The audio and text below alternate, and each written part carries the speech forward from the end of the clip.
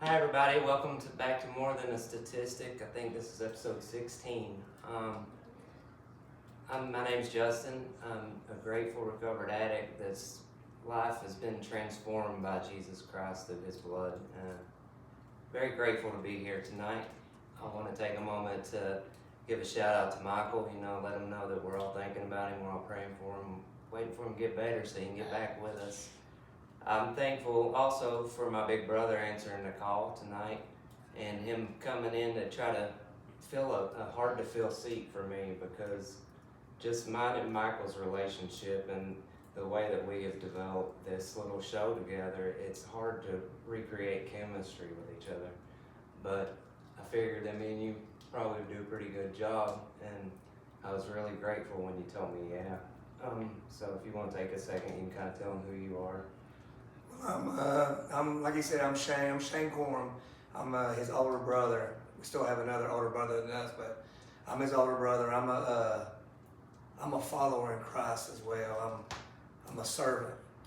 Above all things, I'm a servant of Christ, and I too struggled with things in my life, but until the blood was covered and I became redeemed. But I think we'll do all right. I think we'll connect pretty well. We're brothers, so I think we should do pretty well. And yeah, we miss you, Michael. Yeah, we do. And we pray for you, brother. Absolutely. The themes, I kind of come up with these themes every week. It's not I don't have a chance to get ahead on this. And it seems like each show, when I'm trying to come up with it, all I can do is come up with where I'm at in this moment. And when I come up with this week's, I've been burning at both ends for a minute now. And it kind of caught up.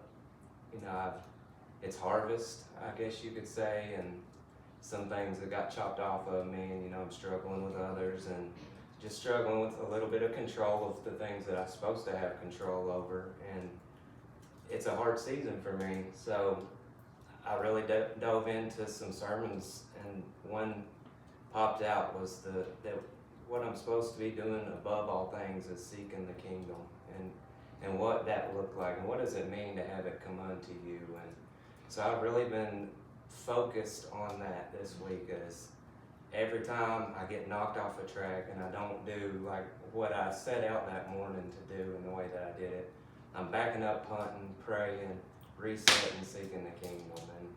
And I can only explain so much, but I'm really proud to have my brother, because like I said in the post, I got to learn a lot by watching him go through a lot of this stuff first, and and how he come out of it, how he survived it. That's kind of where I got my survivor's mentality from, was watching you. He was one of the first persons I ever wanted to be like, because I didn't have a lot to look up to as far as people, really. And so, like he said, we didn't always get things right, but as of late, at least, I've been seeing things go real right in his life, and that's helped me draw closer in mine. And nobody knows my secrets probably more than him, because when I really need the real advice, I want to call my big brother, and I'm just thankful for him tonight. So, if you want to we'll get into kind of how do you prepare yourself every day, considering you are a preacher and you got all these things. People look at you a lot closer than they, just look at me as just a podcast guy that's trying to share the Lord. But you're a preacher of His word. So how do you kind of prepare yourself going into the harvest and the rush, and Well, for sure. First off, there is a microscope on you. I think a lot of times people, I wouldn't say that they put you in a different bracket, but they hold you to a different accountability. And for me, first, what I do is, my prayer is where everything starts. I believe that when I start my morning, I start it in prayer. Through the day, I'm going to the Lord. I'm seeking Him in everything I do first. But for me, it's my prayer life. My prayer life is probably the most important thing, because it keeps me in contact with Christ. It keeps me in line with Him. And then when I get in line with Him, everything else just falls in place. It's the way it always happens, the way it always works. For me, anyway. And then all the other things just come into contact. They just land right where God wants them, always. Yeah. kind of for me, I'm getting better at that. I wake up a lot at 3:30, 3 o'clock. Oh, yeah. And, so I got on ChatGPT. Why am I doing this? I got on the internet. Why am I doing this? And it popped up and it said that that's a very powerful hour and that God might just want you to meditate with him and pray with him. So when that happens, I have been kind of just doing it, laying there. I talk so much more than I used to with him. Yeah. I remind myself when I do slip up at work and cuss still, it's driving me crazy still to this day. But I'll back up and I think and I'm sorry. Get me back on track. And realizing what the kingdom is and that it's not a castle, it's not riches, it's not wealth, it's that you allow something to come over your life and to have trust that you ain't got to do it. That because you're doing what you're supposed to be doing when he asks you to, that I'm so foolish as to think of him not already preparing for me the way out of the mess. Does that make sense? Well, and already what we think of, and as a man, and I know mostly all men are like this, we don't want to give control over. Yeah. So to say, to give somebody control of our lives, what we do, what we become, how we act, how we react, all these things, we're saying, Lord, look, I'm going to get out of the way now. I'm going to give you full reins. I'm not going to, if you start taking me to the left and I don't want to go that way, I'm not going to say, well, hang on a second, I got to trust you. If you're taking me to the left, I'm going to the left. Lord, if you're taking me to the right, I'm going to the right. I'm going to trust. And man, I'm telling you, when you finally, I preached a sermon not long ago on trust. And a lot of times I like the way you started out because whenever you preach on certain things, the Lord always finds a way to try you in that area. And but to trust, and I was thinking about, man, just to fully give trust, like in every aspect, my finances, my marriage, my children, my home, my job, my life, to say, Lord, I'm not gonna leave this no more. I'm gonna trust in what you have for my life and what you're gonna do in my life. And if it gets hectic and it gets out of control and it's not what I think it should be, I'm gonna trust that it's exactly what you want it to be. Right. So yeah, and a lot of y'all don't know, he drives to North Carolina every single weekend to help pastor a church out there, and just through that obedience, I don't think that you understand, but to me, to see you be so willing to do something like that, and to be eager and to continue, like to stay doing that, that's the most impressive thing, because it's easy for us to get really interested, and then after a little bit, we start trying to pick it apart and finding ways out of it. But I think that is just a reflection of you getting it right in your life and following him, and it's, it really helps people like me, because I get to watch it and I get to see, and I know that if he did it for you, he can do it for me. 100%. And that's the biggest message that I'm trying to push. This isn't necessarily a show about just drug addiction, but I got a lot of people on here that's lost their spouses, and a couple of viewers right now that they're going through their spouses being sick, and just different walks of life. But the goal is always the same about we got to find God in every moment. We got to be open to his voice, and we got to follow what he says. I agree. And it's not always easy to do. There's a lot of times, but for instance, today I just sent a song to somebody, and they told me, man, you have no idea, but you hit me in the right moment with the right song. And every little thing seems to matter more than what I used to magnify, what I thought was important, what my plans was. And that's, a lot of it's because of your truth and your knowledge out of the book that you gave straight to me, that I'm starting to understand more. My preacher talked about different stages of Christianity, the kiddie pool, the diving board, the deep end. And I felt like I stood a long time on that diving board looking, and ever since I've jumped, it seems like I've just been trying to tread water. But I'm out here and I'm trying to, and I know that you are, because I've seen what he's done in you. Well, it's crazy that you was just saying that, because when you was talking, I was thinking about a lot of people, when you jump into this thing, when you jump in and say, a lot of people try to go full blast and just go all in and fizzle down. I think for me it took, man, I'm so hard-headed too. It took me even through my life growing up, I'm the type that will touch the stove eye and know it's hot and touch it again to see if it's hot again and touch it again and again. So this is a process with us in Christianity and just following Christ. It's a process. We don't just wake up tomorrow and say, Lord, I'm going to serve you and I'm going to seek you and we're going to be at the top of our hive. Yeah. Man, there's growing pains in this. There's things that you don't get it all at once. There's going to be hurts and struggles and letdowns and heartbreaks and everything's going to come with this. You're not going to get it all at once. But that's what's so good about God. God don't ever give up on us. He's always with us. He's walking hand in hand with us. And sooner or later we'll get it. I didn't get everything at one time. I didn't wake up and say, Lord, I need you. And I had everything. You was talking about your tongue. That was one of the hardest things for me to overcome. But God, every walk that I would do, I think he would want to see a little progress from me. So when I would do good in this thing, I would walk a little way and he would take this from me. And then I would say he would see a little progress in me and he would take this from me. And I'm still not to where I need to be, but I'm definitely not where I used to be. So I thank God for that. And you know, the bad part about me is I was the type that would watch you get burned and then go touch it after you did. Like literally the same. Fell into the same thing. And a lot of that is the generational curses that have been passed down through our blood. You know, our family, it wasn't a terrible family, but it wasn't a spiritually bound family either. You know, it wasn't a God-fearing, I would say, family.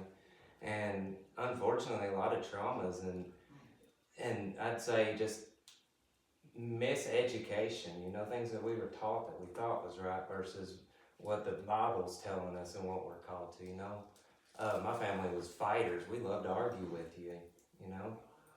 And just learning, and basically a lot of it's been from you, and just all honesty, and getting to watch you and your growth and you pouring back into me where I'm at, regardless of where I was at. You know, even if I was hard on myself, you wouldn't be.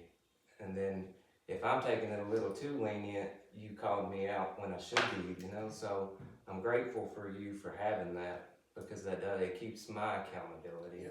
And my accountability is what keeps me on this path, I think, you know, because now I do got people watching me, and not the same as you, but I'm under a little bit more of a microscope than what I used to be in my life. So I'm struggling with the busyness. That's my big thing. But this week, just in my own testimony, is I seek the kingdom first, and I had a very successful week after a couple of really hard, terrible, I just want to throw my hands up weeks. So, you know, I'm thankful for a God that gives second chance, give third chance, fourth.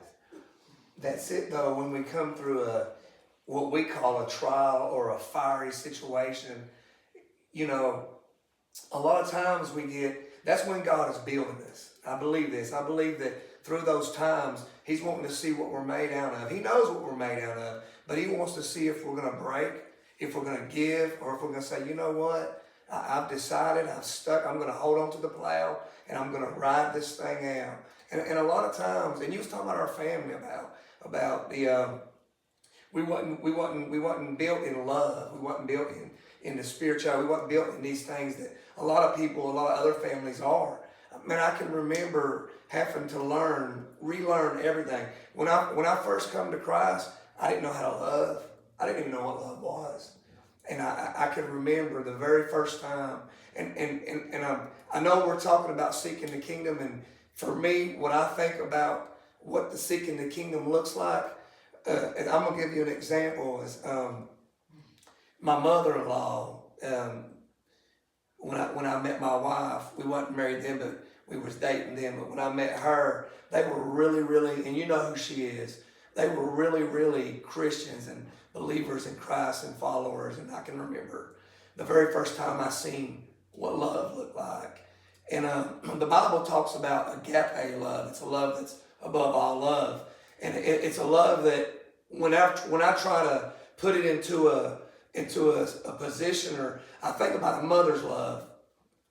And I can remember the first time that I seen a true love from my mother-in-law. I got my wife pregnant at 15, and I was always used to being, and you can vouch for this, we were always used to being told we wasn't going to make it. We wasn't no good. You're never gonna get it. You're never gonna overcome that. You're never gonna beat that. And I can remember the first time that I was showed true love with my mother-in-law.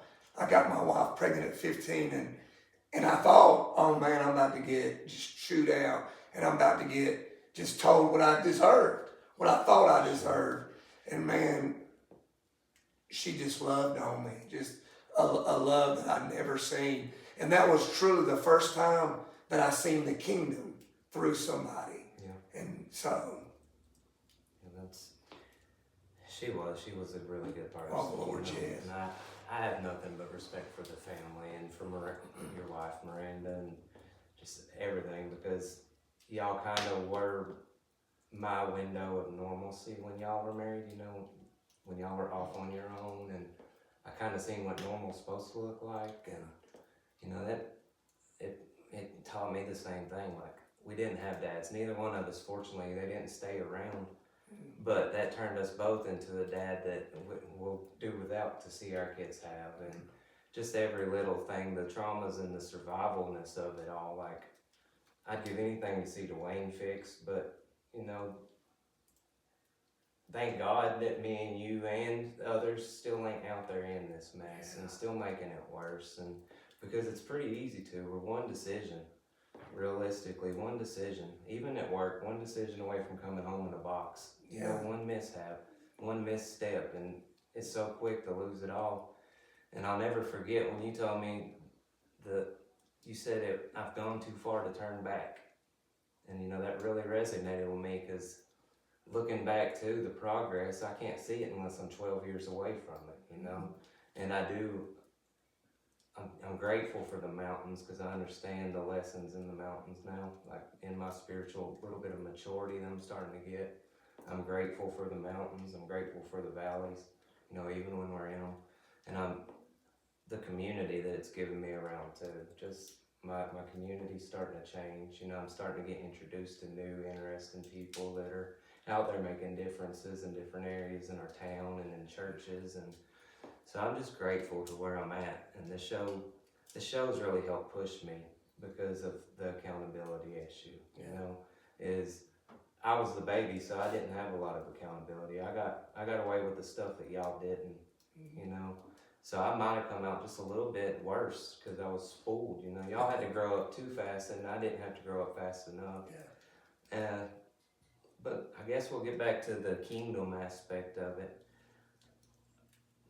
Let's say that some of these people in here, they're having a struggle. I had one viewer said that he had the Lieutenant Dan yelling in the rain with God relationship. What is a way for them, you know, to kind of start, not necessarily fully give in because they're not ready for that yet, you know, but what's something that you think that you could tell them that maybe you'll plant a little seed possibly that, you know, to possibly give a chance? I would say you take baby steps. I would say that you, because everybody's walk is different. People are going through different things. I mean, people are struggling from addictions, alcoholism, depression, anxieties. Everybody struggles. I mean, it could be family problems. Everybody's issues are different issues. So for me, it would be just taking baby steps. Let's start out with maybe praying to the Lord first. Let's try to have that relationship. Let's try to build off that. What's some of the areas that I can change in my life to make better, whether it's for my children, through my job, through my marriage, or through my relationships with people. I mean, I would say just to start out with small stuff. But first, it would be I would pray to God. I would say, Lord, what is it that you are wanting from me? What is it that you need from me? What do you want me to do? And man, a lot of times it's hard to give over that possession of your life to something else. Just say, Lord, here am I. Here am I. What do you want from me? What do you want me to do? That would be me. I would just start out small. I would take baby steps and start from there. Because like I said, you're not the Lord can move and have everything can be hunky-dory in your life, can line out perfectly, but most of the time that's not the way life works. So it would be just with baby steps. I would just start with just seeking Him. Lord, what can I do better? Where's areas I can get better? How can I get closer to you? What do you have for me? Yeah. That's where. And that's what I picked too. And I've asked that question in the past to somebody else. And a lot of people say, I don't know how to pray. And it's just a conversation. Like you said, just a couple of questions that sometimes I tell God, I hope he's having a good day. Just, if you heard mine, you'd probably laugh at me and be like, that's how you pray? Because it ain't the scripted, it ain't the polish. It's the where I'm at in that moment. It's the what I got to look forward to that day. Is it going to be a good day? Am I going to be up against a battle that day? So prayers will change without the day. But mine was prayer too. And, I'm big on signs, and God sure is big on showing them to me. Like, I'm already seeing different things shifting in the future for me long before it's even getting talked about now. Like, I hear a whisper from over here, but in my head I can see that it's God moving to where he's going to take me there, So I'm with you on that. It's the prayers where I started, the prayers where he started answering me back, and I could physically see him, Well, let me ask you this. Are you at a place where, and I've been bad for this in times too in my life, are you at a place when God will maybe ask you to do something, or maybe something that's out of your comfort zone or something, and if he does, do you answer it, or how do you go about that? Yeah, I really try. I'm strong on it right now. I've not always been like that. My whole life, I've always had heartstrings I felt like I pulled on in certain situations, and I'd say more in my life, I do answer that when it does than not. But a lot of times, it seems like what you said, what I've been struggling with, and what I'm finally starting to, like, it used to be just dumb stuff, like just going to church. Like, I argued that you didn't have to go to a building, But now in a little bit of maturity, I realize how important that routine is in my life, and how when I miss a week, how my week's just in chaos after that. So the calls come in differently sometimes, and most of the time it's something that you don't want to do, for sure. But a lot of my things is God's allowed me to reach out to people. It seems like in just the right moments lately, and I'm really big on telling people how proud I am of them right now, because I feel like as humanity we don't hear it enough. Everybody's going through stuff, and a lot of people hide it really good. Oh yeah. But I'm grateful that God gave me a heart to where I can do this transparency, and I'm getting to where I don't have to hide nothing anymore, And it's like you said, it's all been baby steps, and a lot of it has been. Does he make me do stuff? Yeah, he absolutely does. And am I getting better at listening to it? Yeah, I think so. So what does your relationship with Christ look like? Like, if you could, and I know it's hard to maybe explain in detail, but what would your relationship look like between you and Christ? Some days are better than others. I'd say like probably your first year in marriage, realistically. Like, some days I do really good, and some days I drop the ball and I let them down. And but one thing I am doing is consistency. Day after day of my sins ain't the same as what they were. Not to say I don't still sin, but my sins are slowly moving differently, and one by one they're getting. And it's normally right after I make a claim, I proclaim. Most of the time it's after I proclaim, yes. So, I don't always get it right. My mouth's still bad. There's so much better I could do, but my consistency's getting a little better. I read a little bit more better than I used to, and it's a slow building thing for sure, to whereas I'm an instant person, I want it all at once too. Like I said with you, and when you said, I'm just going to go off the top of the head, I long for the day now. Like 10 years ago, I'd have said, oh, that'll never be me, but now I long for the day to where that's me. See, it's just progress though. It's just repetition. It's what's so crazy is that, and I know this is going to sound crazy, man, there's times that I go to church and I'm listening to preach. There's times that I go, and you can ask my wife, she can vouch for you. There's times that I'll go and I'll just pray. I won't get in the Bible. But now, hear me out what I say. I'm in the book all the time. I read and I study, but there'll be times that I'm appointed to preach. Like, I went and preached one night my buddy called me from Newport, and he said, hey, we're having a youth revival. And he said, I want you to come speak to our youth. Well, I thought, you know what, I'm just going to go up there. I dressed down, and I went up there, and I got there, and I thought, I'm just gonna go in. I prayed about it, and I'm just gonna go in. I'm gonna give them whatever the Lord has for them, and it's gonna be on the spot. It's not nothing's gonna be scripted. It's not nothing wrote down.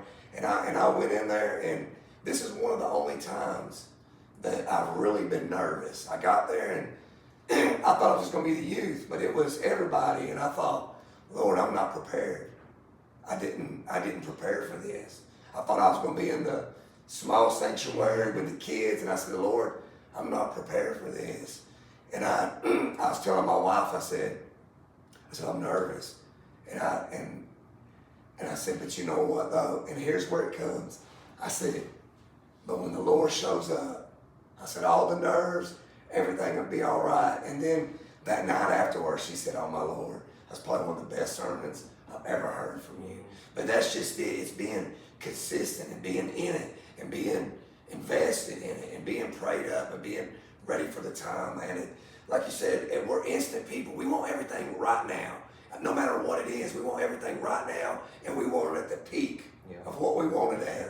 And that's just how we are. And with God, that's not how it works. No. He's going to sculpt us, and He's going to script, and He's going to put us on the wheel, and He's going to add water to us, and He's going to work us, and a piece is going to drop off, and He's going to pick it up and put it back on, and He's going to work on us. He's going to work on us some more, and we're going to fall down, and we're going to dust off, and we're going to get back up. But that's what's so good about this process. And you was telling me about how you were proud that I went to this church, and that's just process of how God has worked on me. And I didn't go to a church that's blessed with singers and with deacons and with members and with children I went to a church that had nothing.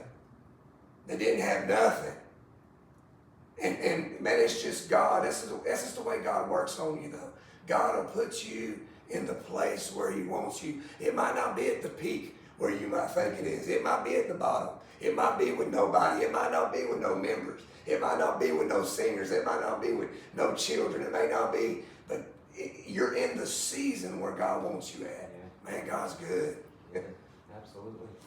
And you know, what tickles me the most is in the little tests, like we were just talking about, when you do those little things of how much it means to people, versus in our head, what we think, you know, we need to do this incredible something to really make this difference, whereas it's the smallest little things is what's reaps the most rewards, it seems lately in my life. I appreciate you coming. Do you got anything else you think we need to touch on? I mean, you just kind of melted the house down there. I think we were just getting warmed up, but I'm just grateful you asked me to come on. We live very, very busy lives. We do. I mean, I know you announced it that I drive back and forth to North Carolina every week, and at the end of the day, man, I had to get in a place where it's not about me. And you know how we are. And a lot of people, they want the recognition, they want the title, they want look what I did, but I think that when you finally get to a point in your life where you're like, it's not about me, it's not about, you have the heart of a servant.